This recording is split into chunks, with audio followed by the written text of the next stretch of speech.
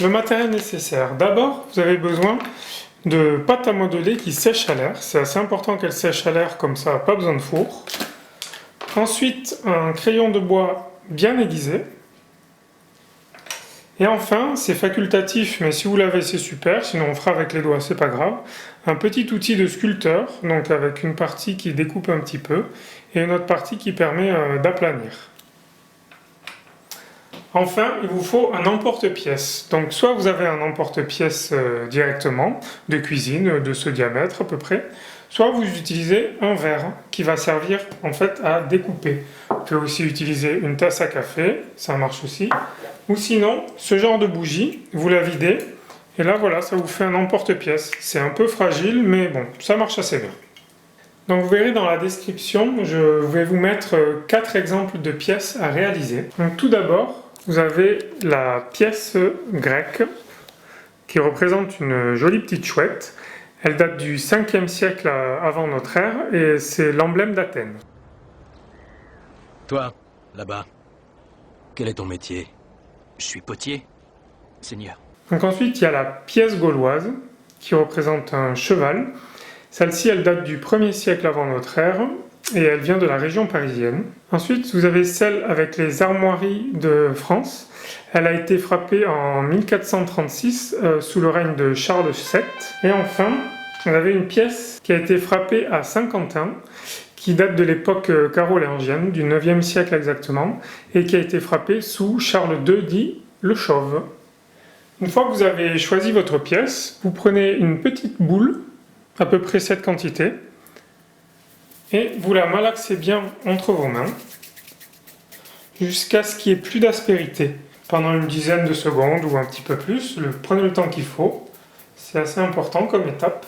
Une fois que vous estimez que c'est prêt, vous la mettez voilà, sur une surface plane, comme ça, c'est une plaque en bois, ça peut être un calendrier ou une planche à découper en plastique. Et là, vous venez appuyer avec la paume de votre main pour bien écraser, voilà, comme si vous faisiez une petite tarte. Qu'est-ce que c'est ce machin? C'est une tarte aux myrtilles. Pourquoi elle vous revient pas?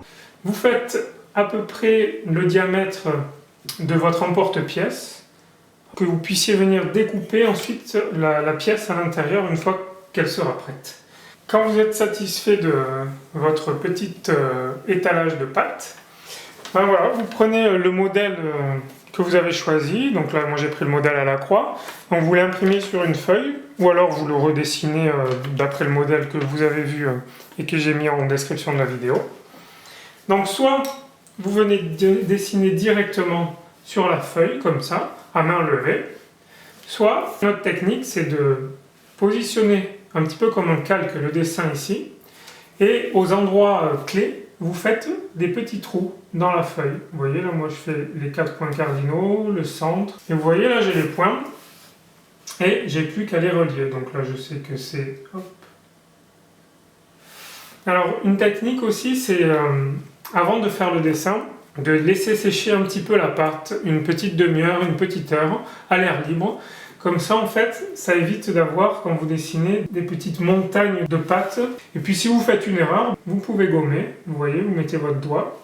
Alors si vous avez ça, c'est assez pratique. Vous venez gommer les petits trous en trop que vous avez fait. Et hop, vous pouvez reprendre un petit peu le dessin. Donc ensuite, vous venez prendre votre emporte-pièce, peu importe lequel, et vous venez découper comme ça autour de la pièce en appuyant bien fort.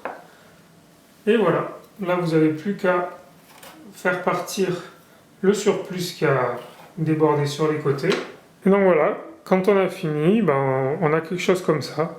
Donc moi je l'ai laissé sécher 24 heures à l'air libre ou auprès d'un radiateur, ça marche aussi. Et voilà, on a quelque chose d'assez solide. Vous verrez que la pâte change de couleur quand elle sèche, donc ça vous donne une bonne indication. Si elle est encore assez sombre, la pâte, c'est que c'est pas tout à fait sec. Une dernière technique pour réaliser la pièce, pour celles et ceux pour qui le dessin c'est encore un petit peu compliqué ou c'est pas trop votre affaire, donc vous venez à la direction du patrimoine, dans mon bureau, je vous mettrai l'adresse en description de la vidéo, et vous pouvez venir chercher un des modèles qu'on a fait exprès. qui sont en fait en bas-relief. Comme ça, vous mettez sur votre pâte, là vous arrivez jusqu'à cette étape, ça change pas. Et là, vous viendrez en fait imprimer, en appuyant fort, le modèle qu'on vous aura donné. Alors, il ne faut pas appuyer trop fort non plus, sinon vous risquez de casser cette pièce. Et ensuite, vous venez avec l'emporte-pièce, c'est pareil. Vous découpez. Alors, le petit avantage avec cette technique, c'est que vous pourrez imprimer plusieurs pièces avec 3, 4 ou 5. Après, ça va commencer à s'effriter ou vous allez la briser peut-être aussi. Mais voilà, vous aurez plusieurs pièces et comme ça, pourquoi pas une fois peintes, les échanger contre d'autres pièces avec vos petits camarades à la cour de récré ou contre des cartes à collectionner ou des billes. Voilà, ça fera une forme de troc. Comme ça, vous irez jusqu'au bout du tuto. Voilà, maintenant, il ne reste plus qu'à la peindre. Donc pour la peinture, voilà le matériel. Idéalement, il vous faut 2 pinceaux. L'un à poil dru et l'autre à poil souple, un peu plus long. Ensuite, la peinture elle-même. Donc il vous faut de la peinture métallisée, bien sûr. Donc vous pouvez avoir l'or, le cuivre, l'argent, le bronze. Moi je vais vous montrer ici avec de l'or et du bronze. Donc c'est de la peinture acrylique métallisée.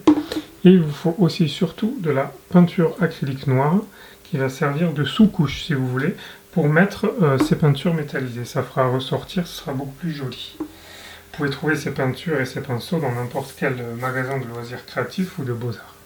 Donc tout d'abord, on va peindre la pièce qui a séché en noir. Comme je vous ai dit, on va faire une sous-couche noire pour donner une teinte particulière à la pièce. Parce que avant, les pièces de monnaie ne brillaient pas d'un éclat particulier comme on pourrait l'imaginer. Elles étaient assez ternes, assez sombres, et donc ça, on va arriver à le rendre avec cette sous-couche noire.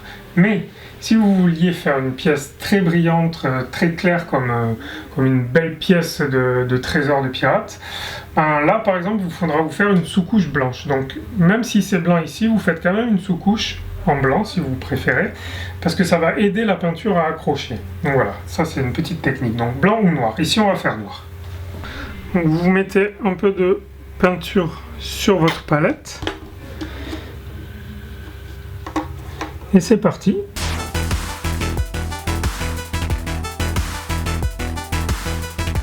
Ensuite, lorsque c'est sec, on va passer à la deuxième couche. Donc là, c'est la couleur générale de la pièce. Donc vous pouvez essayer bronze, or, argent ou cuivre par exemple.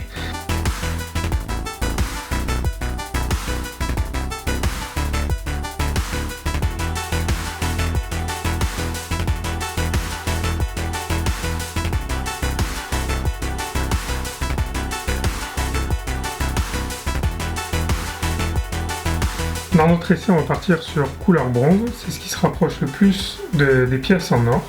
Et on fera un petit rehaussement de couleur sur les reliefs avec de l'or. Toujours le pinceau à poil dru.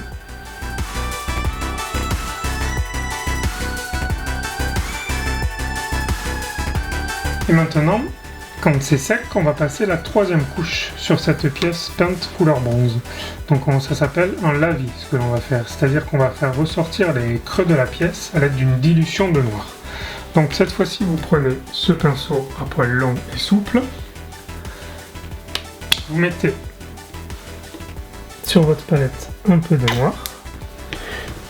Vous en prenez un petit peu comme ça. Et là, vous venez diluer le noir. Hop. Que ça soit quand même bien dilué. Vous enlevez le surplus. Voilà, là on commence à avoir quelque chose de pas mal. On va venir faire ressortir les creux et les trous de la pièce.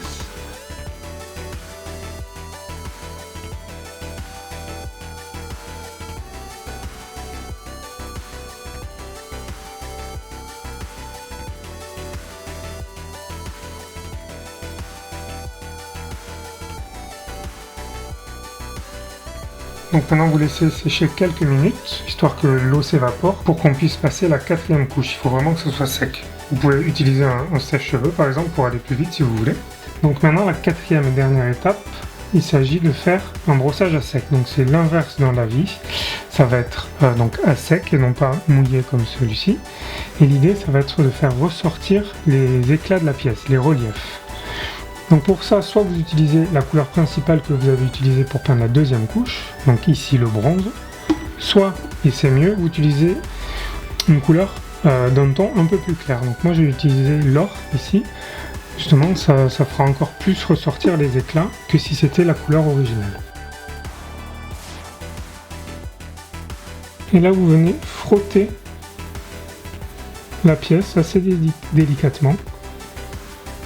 Et vous verrez, ça va faire ressortir juste les reliefs. La peinture va se déposer que sur ce qui est saillant. Voilà, donc c'est ce qu'on appelle un brossage à sec. Donc là, vous voyez, vous avez un modèle sans lavis, simplement avec la couche de base. Et là, le modèle avec le lavis et le brossage à sec. Vous voyez, on a quelque chose de beaucoup plus sympa. Ça fait vraiment pièce de monnaie. Donc voilà pour la peinture, vous avez fini. Si vous avez plusieurs modèles de pièces, n'hésitez pas à essayer avec plusieurs couleurs. Et vous reprenez à chaque fois le même schéma que je viens de vous expliquer. Vous faites la sous-couche de base en noir, ensuite vous mettez la couleur principale, et puis vous faites votre lavis et puis votre brossage à sec. Voilà, c'est fini pour aujourd'hui. J'espère que ce tuto vous a plu. Si c'est le cas, surtout n'hésitez pas à nous laisser un petit pouce bleu, ça fait toujours plaisir.